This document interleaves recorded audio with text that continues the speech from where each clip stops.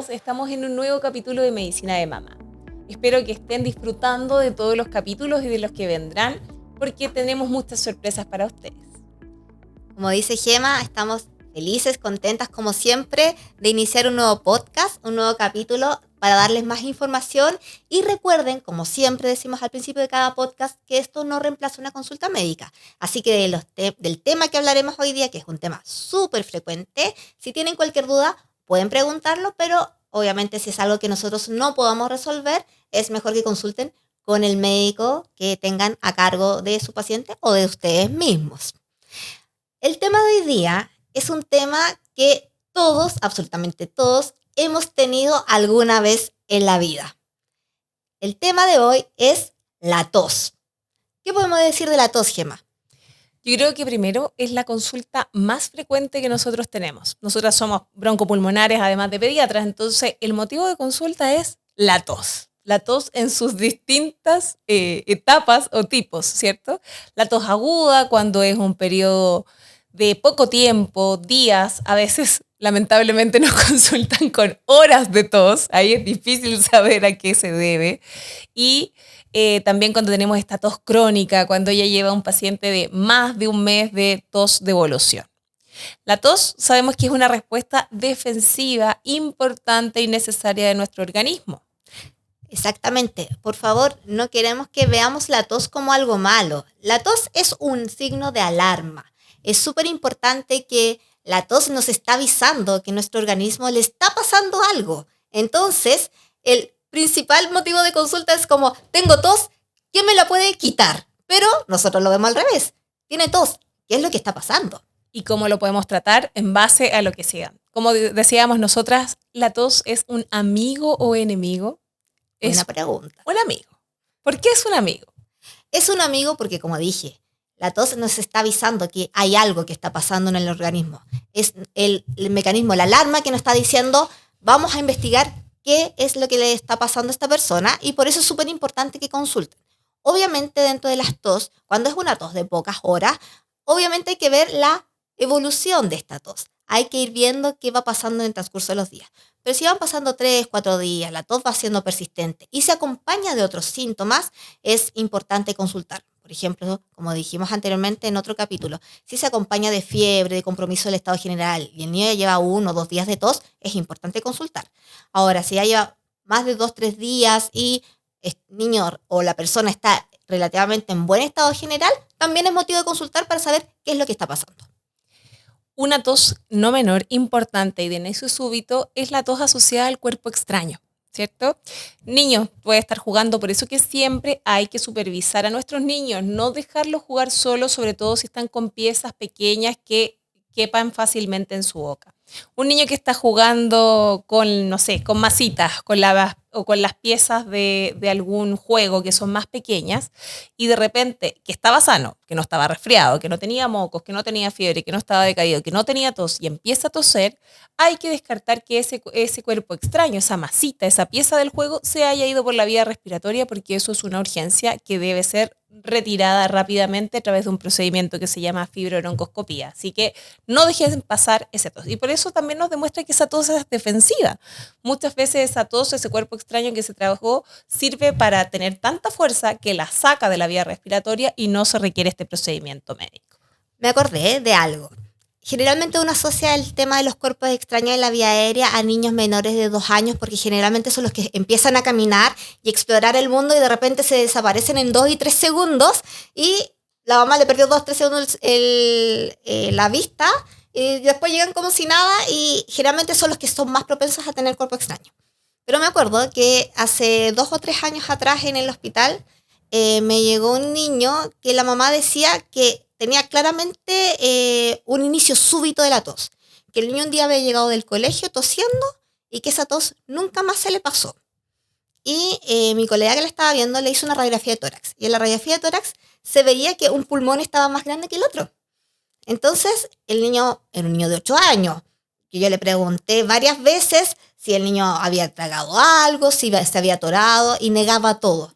Hasta que en un momento yo le empecé a preguntar si el niño se echaba cosas a la boca, por ejemplo, el lápiz. Y me dijo, sí, a mí me encanta jugar con los lápices. Y bueno, ustedes recuerdan que los lápiz pastas tienen una puntita, y en la puntita tiene como una tapita que protege el lápiz en la parte superior, no en la punta, sino que arriba. Bueno, este niño, una vez él dijo que estaba comiendo Claro, lápiz. Un lápiz Bic, por no decir la marca, puede ser un lápiz pasta, que estaba comiendo el lápiz y que sintió que se le desprendió esa parte del lápiz y él se la tragó, dice que se atoró, tosió un poco, pero se sintió bien y siguió jugando, pero que ni la asociaba con la tos. Entonces, y después obviamente le hicieron la fibrobroncoscopía, extrajeron el cuerpo extraño y estaba la famosa puntita del lápiz. Entonces, de repente, claro, esto lo decimos en niños menores, pero también puede pasar algo en cualquier edad. No, y eso es súper importante. Yo también me hiciste acordar de alguna anécdota, como esto es nuestra experiencia tanto de médicas como de mamás. Se nos vienen a la cabeza muchas cosas y como dices tú, imagínate, ese niño no estaba no siendo supervisado, estaba en el colegio y estaba chupando el lápiz y se quedó con esta piececita que le causó esto. Y que pudo haber sido un fenómeno de asfixia y ese niño pudo incluso hasta estar en riesgo de muerte en su propio colegio. Entonces, también esto va a servir para educar no solo a los papás, sino también a los profesores y cuidadores que siempre están a cargo de niños. Yo me acordé de un paciente que también grande, o sea, guailón, el papá estaba enojadísimo en la urgencia.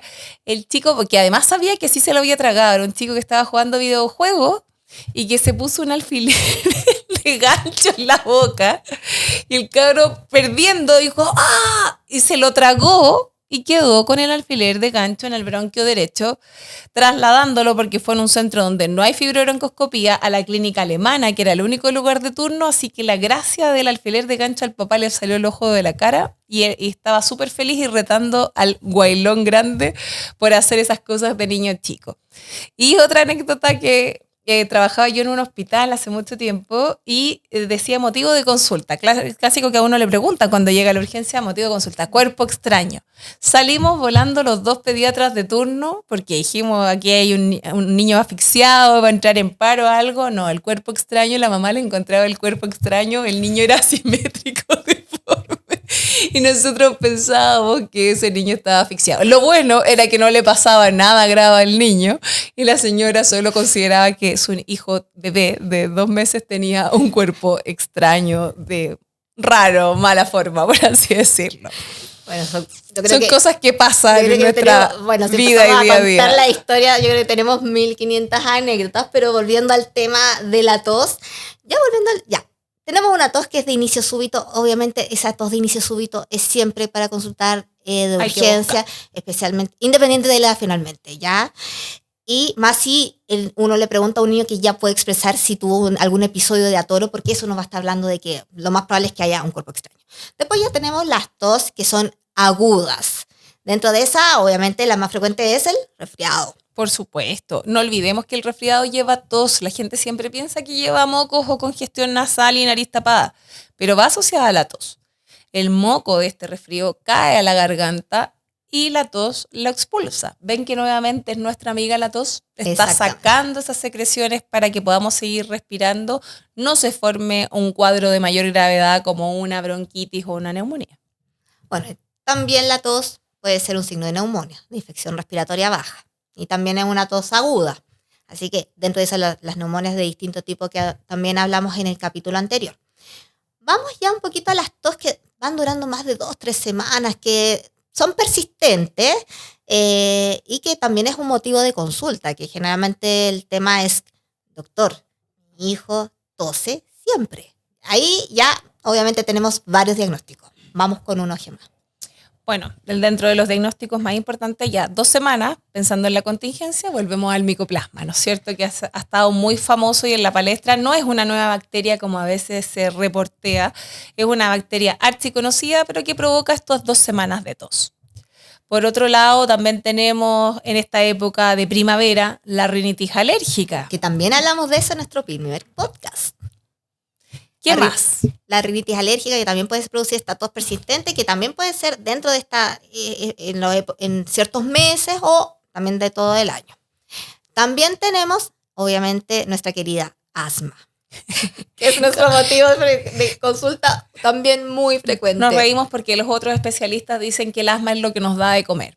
Exactamente. Sí, porque es la especialidad más frecuente. O sea, la enfermedad más frecuente en lo respiratorio y el motivo de consulta. ¿Y qué es lo peor? Que en realidad yo creo que no es que sea lo más frecuente o que nos hagan bullying porque nos da de comer, sino que muchos niños andan por la vida tosiendo, niños y adultos en realidad, y no han sido diagnosticados como asma. Y a mí me preocupa mucho más eso, el subdiagnóstico. Yo creo que es mucho más frecuente de lo que creemos. Sabemos que los estudios, el ISAC, que no es tan nuevo, ya es antiguo, el último, habla de un 17% de la población es asmática. Chilena. Exacto, y yo tengo la impresión de que es mucho más por lejos. O sea, yo creo que todas las semanas vemos pacientes no diagnosticados por asma y que tienen cabeza, cuerpo y cola de asma.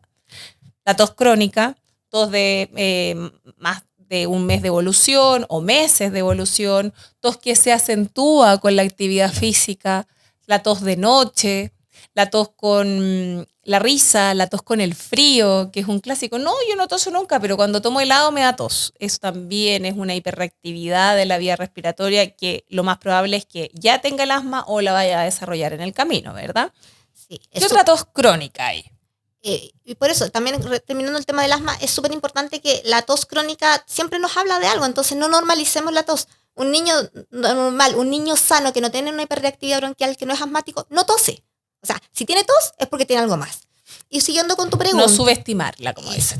Siguiendo con tu pregunta, también tenemos algunas enfermedades infectocontagiosas que nosotros creemos que no existen, pero sí existen. Por ejemplo, la tuberculosis. La tuberculosis también es una enfermedad que afecta también a niños y adultos, principalmente adultos, pero que también puede producir esta tos persistente, una tos húmeda, una tos que está día y noche y que el paciente se acompaña de otros síntomas, por ejemplo, baja de peso, que esté más decaído, fiebre nocturna, sudoración nocturna, o sea, que aparece empapado, que empieza a bajar de peso comiendo exactamente lo mismo. Así que ojo también porque... de repente está esta creencia de que la tuberculosis fue una enfermedad de los años 60, 70 y que ya en Chile no tenemos tuberculosis. Está erradicada. Y que claro, la tenemos erradicada, pero lamentablemente no es así. Y ojo que se ha mirado con altura de miras con todo el tema de la migración, en que otros países no tienen las mismas medidas sanitarias que nosotros, el mismo sistema de vacunación, reaparecen estas enfermedades emergentes, como dicen por ahí los especialistas. Entonces hay que estar atento ante un brote en una escuela, en hogares, porque obviamente también se da mucho con el hacinamiento, me refiero a hogares de ancianos, hogares de niños. Hay que estudiar a todos los contactos del caso índice, que es el caso que se diagnosticó la tuberculosis. Así que hay que estar muy atento. Y los niños siempre se contagian de un adulto bacilífero. Quiere decir que el adulto que está tosiendo y mientras tose sale el famoso bacilo de Koch, que es el bacilo que produce la tuberculosis. Sí. ¿Qué otras causas tenemos? Y una cosita súper importante, nosotros tenemos un programa que es digno de imitar de tuberculosis, y lo siento, me voy a poner la camiseta, yo estoy a cargo del programa de tuberculosis de mi hospital, pero de verdad el programa que nosotros tenemos para manejar los pacientes con tuberculosis y sus contactos, porque obviamente esta como es una enfermedad tan contagiosa, tenemos que manejarla también junto con los contactos, es un programa que es digno de imitar, que es gratuito, que no necesita el paciente tener previsión, no necesita tener RUT para ser tratado y manejado como corresponde con los medicamentos como que es de verdad cualquier otro país querría en este momento. Aprovechemos que lo mencionaste, de decir que además de ser un buen programa, es adecuado y es parte del programa para que no se sientan invadidos fiscalizar que se tomen las drogas antituberculosas. Incluso en otras épocas se llevaban detenidos a los pacientes que no cumplían con el tratamiento, porque así de importante era tratar al caso que tenía tuberculosis para evitar la propagación al resto de la población. Entonces, no es que haya un abuso extra a esas personas puntuales, sino que así lo establece el protocolo del programa. Y como dices tú, es digno de imitar, sí que no lo tenemos que olvidar. En general tenemos grandes programas de salud en Chile que a veces subestimamos o menospreciamos y que son imitados realmente en el extranjero. La Sala IRA, como ya hablamos en algún capítulo, el programa de tuberculosis, el programa de fibrosis quística. Nuestro programa de vacunación. O sea, es de verdad, number one a nivel latinoamericano, por lejos. Cualquiera se lo querría. Aquí voy a dar un spoiler. ¿Ustedes saben cuánto sale una dosis de Nirse y MAF? Una. Del anticuerpo monoclonal para el virus Del incisional. medicamento que se le está poniendo, o se le puso en este momento, En este invierno. En este invierno a los recién nacidos, a todos los recién nacidos que nacieron en hospitales públicos o en clínicas en Chile. Una dosis, estamos hablando de alrededor de $3,000, $4,000. Una dosis, o sea, por paciente. O sea, de verdad que tenemos un programa que es digno Un de lujo. imitar. Sí. Un lujo. Y fue el único país de Sudamérica que lo implementó este 2024 y los resultados fueron evidentes. O sea, somos ejemplos. No tuvimos campaña de invierno, no tuvimos que matarnos haciendo turnos, ni refuerzos, ni nada extra, gracias a los resultados del nirsevimab, que disminuyó las hospitalizaciones, los casos graves y la mortalidad por virus incisional. Un aplauso, ¿cierto? Sí, mínimo. Sí. No, yo orgullosa de eso. Es un súper buen aporte porque yo creo que aparte de entregar conocimientos a nuestros auditores, tenemos que entregarles también las herramientas que existen disponibles para el país, para nuestra población y saber que no se hacen las cosas tan mal como siempre creemos, porque a veces el chileno suele ser bien chaquetero, pero tenemos muchas cosas buenas en nuestro país. Sí, así que lo que se tiene que imitar y se tiene que dar a conocer es súper importante porque mucha gente hay desconocimiento de todas estas políticas públicas que tenemos acceso para todos, o sea, un acceso universal. Exacto. Y yo creo que es súper importante que la gente valore lo que tiene. Porque muchas veces porque se lo dan, porque claro, el nirsevimab era un medicamento que se lo ponían a toda la guaguita y prácticamente nadie tenía que poner un peso. No, entonces... No saben lo que hay detrás. O el tema de las vacunas también, porque no, si las vacunas no se las pongo, pero o sea, yo creo que si tuviéramos que pagar por las vacunas y viendo todos los beneficios que tienen, de verdad nos saldría un ojo de la cara a todos los que hemos tenido hijos pequeños que con todos los esquemas de vacunación que tenemos gratuitos aquí en nuestro país. Así como hablamos de todos estos beneficios del nirsevimab, del programa antituberculosis, también tenemos que destacar que existe el GES de asma, ¿cierto? El asma, como dijimos antes, es una enfermedad frecuente y la causa más frecuente por lejos de tos crónica, pero que está cubierta por este GES o garantías explícitas en salud, que incluye tanto los exámenes, los controles por médico y el tratamiento específico con estos corticoides inhalados, antihistamínicos, broncodilatadores y montelukast cuando los pacientes lo requieren, ¿verdad? Ese es otro beneficio de nuestro país y que es transversal al paciente FONASA y al paciente ISAPRE. Exactamente. Y siguiendo con el tema de la tos crónica, obviamente voy a empezar a hablar de un tema que a ti te gusta mucho, que también está garantizado por el GES y que es de la fibrosis quística, ¿verdad? Esta enfermedad que es una enfermedad genética, que también tuvimos un podcast sobre eso, pero que también la tos es un síntoma que está bien preponderante en esta enfermedad. Es un síntoma cardinal, ¿cierto? Se va notando también a medida que avanzan en edad, que son niños que estando sanos o enfermos tosen siempre. Y es una tos que habitualmente no es tan efectiva porque son pacientes que tienen un moco espeso por esta alteración del cloruro de sodio, como explicamos en el podcast de fibrosis quística. Entonces, la tos se hace insuficiente, dan ataques de tos, pero sin la ayuda de mucolíticos como la DNAsa, sin kinesioterapia, no pueden eliminar muchas veces por sí solo estas secreciones y se van infectando. Exactamente. Dentro de las otras causas de daño postviral, de daño de tos crónica, encontramos otras causas que ya van siendo obviamente cada vez menos frecuentes. Y tenemos el daño postviral crónico, que también hablamos un poquito de que había cierto virus, el adenovirus, que puede producir un daño y que también estos pacientes pueden tener tos crónica durante su vida. Ojo que el micoplasma también es un causante de daño pulmonar crónico, entonces no lo dejemos pasar también en esta contingencia actual, así que por eso mismo hay que tratar a los pacientes sospechosos de neumonía por micoplasma. Y también otras enfermedades que ya también son más infrecuentes. Muy poco frecuentes dentro del daño postviral, de daño pulmonar crónico está el postviral, pero también algunos medicamentos que también pueden producir un daño pulmonar, por ejemplo, los pacientes que son trasplantados, que también es la principal causa, por ejemplo, en países desarrollados de un daño pulmonar crónico. Y tenemos algunas otras... por su rechazo al trasplante. Hay aquí una respuesta inmune que altera la vía respiratoria más pequeñita y va generando todo este daño pulmonar crónico secundario. Los pacientes prematuros extremos, que de repente los tenemos olvidados y que también es súper importante de que estos pacientes van a tener un daño pulmonar que lamentablemente lo vas a acompañar toda su vida por haber sido sacados de la guatita de su mamá mucho antes de que su maduración pulmonar completo. Entonces eso también puede ser un una tos persistente en pacientes que tengan este antecedente de importancia. Entonces es súper importante de que los adultos no se olviden de su edad gestacional, porque de repente la prematurez queda como un antecedente en el olvido y que la mamá nomás se acuerda, pero después cuando esa mamá ya no está, cuando esta persona a los 18 años llega a la consulta solo, es como que antecedente no tengo. Exactamente. Las mamás siempre dicen, no, fue prematuro, pero cuando ya es adulto y va solo, ni siquiera lo cuenta, no lo toma como importante. Y eso es, la verdad, es de vital importancia.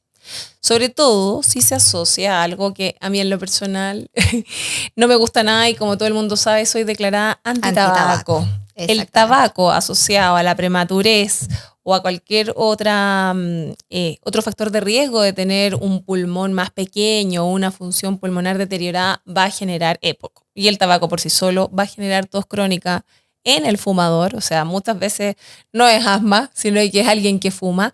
Y también los fumadores pasivos, o sea, se ven muy afectados. Los fumadores pasivos, los niños o las parejas del fumador, tienen 5 veces el riesgo aumentado de tener tos crónica y asma, 5 veces aumentado el riesgo de padecer neumonía y de tener cuadros graves que lo lleven a la UCI. Sin contar todo el riesgo de cáncer, etcétera. Todo lo que es específico para el fumador. Entonces Claro. también se daña a él y daña a su entorno. Entonces es importante también ver estas políticas asociadas a las leyes antitabaco, que hemos avanzado, no lo suficiente, pero hemos avanzado. ¿Cierto? Ahora ya no se puede fumar, por lo menos en lugares públicos. Antes uno salía a comer y llegaba pasado a cigarro. Y lo otro que cada vez está siendo más emergente, lamentablemente, el tema del vapeo. Que tampoco es inocuo. El vapeo tiene una cantidad no controlada de nicotina, no es un paso para dejar de fumar tampoco, y también causa el mismo daño, o peor, hay un daño que se llama en las palomitas de maíz, que es en las personas que hacen vapeo, y lo peor es que los vapeadores están siendo adolescentes. Entonces parten cada vez más precoz y creen que no, esto es mejor, esto me calma la ansiedad, esto es mejor que el cigarro, y producen también un daño pulmonar importante, y también cuando tienen estos niveles de nicotina que no son controlados como lo es el cigarro convencional, también generan daño a la persona que está de fumadora pasiva o de vapeador pasivo en este caso. Exactamente. La disquinesia ciliar también, hablando de esta Otra enfermedad crónica. Claro, que es una enfermedad que también es genética y que afecta principalmente la movilidad de todas las células que tienen cilios, o sea, que tienen pelitos y que se encargan estos pelitos de barrer las secreciones. Entonces, si estos pelitos no están haciendo su pega como de escobita efectivamente, también van a terminar con un daño pulmonar crónico. De sacar secreciones, de sacar alergenos, virus, bacterias, etc. Tienen síntomas desde la nariz hacia abajo, ¿cierto? Tienen esta tos crónica y por lo tanto infecciones crónicas respiratorias, pero también tienen otitis recurrente porque ahí también hay cilios en el epitelio del oído, y también diarreas recurrentes o gastroenteritis recurrentes porque los cilios también están en las microvillosidades intestinales.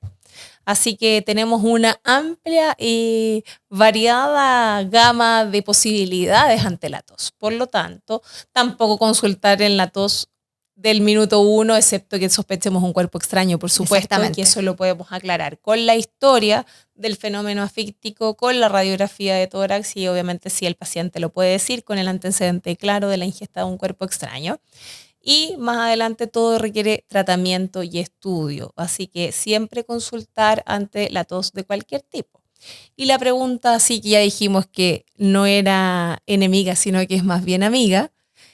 Recordar también que existe un grupo de pacientes que tienen enfermedades neuromusculares, como hemos visto a veces en televisión, pacientes que hacen campaña por recolectar dinero, niños con miopatía, con distrofia muscular de Duchenne, niños con atrofia muscular tipo 1, que por no tener fuerza en sus músculos respiratorios no pueden tener tos y por lo tanto acá no está la tos como mecanismo protector y se pueden enfermar, pueden hacer atelectasias, pueden aspirar cuerpo extraño, pueden hacer neumonías por no tener esta tos que los salva. Entonces se ocupa un asistente de tos, o sea, un provocador de tos. Por eso que así de importante es la tos, ¿verdad? Sí, es súper importante porque nosotros siempre tenemos que ver la tos como algo que nos está ayudando a sacar algo que no debería estar ahí. Entonces, nosotros normalmente producimos secreciones y cuando nosotros no somos pacientes neuromusculares, nosotros podemos tener alguna tos que es como medio intermitente, pero que obviamente si es 1 o 2 tos al día, nada, es al contrario, nos ayuda a clarificar las secreciones. Pero cuando tenemos estos pacientes que en realidad no tosen o tienen una tos que es demasiado inefectiva, tenemos que ayudarlos a toser. Lo mismo los niños chicos, los menores de 1 año Los o lactantitos. los lactantes, que es típico que los papás que han tenido niños con bronconeumonía que van al kinesiólogo y que les meten un palito, el bajalengua. O les presionan aquí para estimular la tos. Exactamente, finalmente es que tengan una tos que sea efectiva, porque una tos que sea, esa tos no me va a llevar a ninguna parte. Y va a perpetuar la bronquitis, la bronquiolitis, el síndrome bronquial obstructivo, la neumonía, lo que quieran que esté agravando en ese momento si no tiene una tos eficiente, ¿verdad? Y bueno, yo creo que así como para cerrar y concluir, ya sabemos que es buena, por lo tanto, ¿se corta la tos? ¿Se trata la tos, Nati? Todo va a depender de la causa. Primero hay que identificar por qué esa persona está tosiendo. De partida, vimos la urgencia. Consultar al médico. El cuerpo extraño, obviamente, ahí no me sirve nada. Tengo que sacar el cuerpo extraño para que el niño deje de toser. Y qué bueno que esté tosiendo para que no se asfixie y fallezca. Claro, que nos está dando un signo de alarma. Ya después con las tos que son más crónicas, obviamente, si detectamos que tiene cualquiera de las patologías que nombramos anteriormente, en la medida que la patología se va tratando, también la tos va disminuyendo. Exactamente. Entonces, es súper importante tener esto de que de verdad, si es un niño asmático, si es un paciente con tuberculosis, etcétera, si yo manejo su patología de base, se le va a quitar la tos. Exacto. Entonces, no necesito darle un antitusivo, porque al final el antitusivo es como ponerle maquillaje, es como, tengo una herida, ya, ¿qué voy a hacer con esa herida? Primero, si es necesario suturarla o curarla, no la voy a topar con maquillaje para que no se vea. Es como la misma lógica tenemos que tener con la tos. Aparte de que no serían tan eficientes y el cortar la tos le haría un daño, sobre todo al asmático. Si yo le corto la tos al asmático, lo sigo obstruyendo. Por lo tanto, ahí es la broncodilatación en el episodio agudo y el corticoide inhalado de base en el tratamiento crónico, y ya vemos que más o menos en 2 o 3 meses de tratamiento crónico el paciente deja de toser.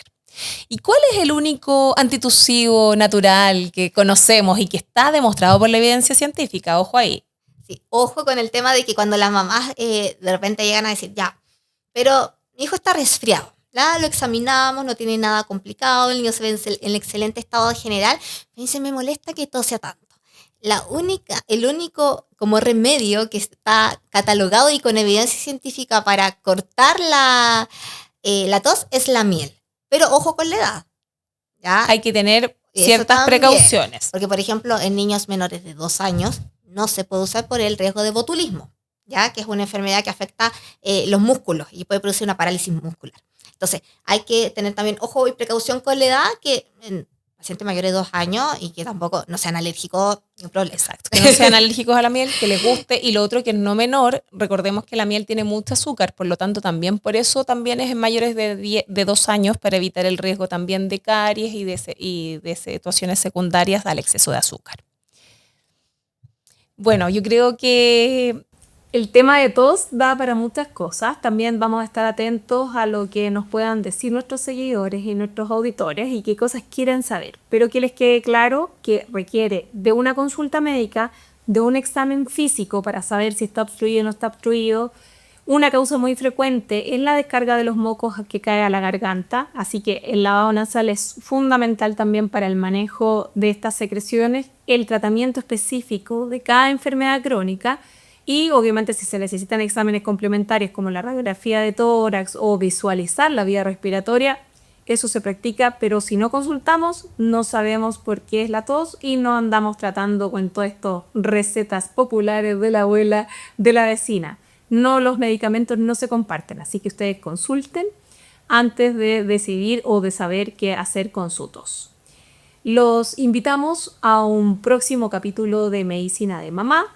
Los dejamos cordialmente invitados a seguir participando en otras redes sociales, de nuestro Instagram, de nuestro canal de YouTube, dejar comentarios, dejar like y seguirnos, porque eso nos ayuda en muchos sentidos, a que sigamos en nuestros canales habituales, a que nosotras sentamos que estamos haciendo comunidad, de que ustedes nos escuchan y que les hace sentido y que les sirve todos nuestros consejos. Nos estamos viendo. Muchas gracias y los esperamos en el próximo capítulo de Medicina de Mamá. ¡Chao!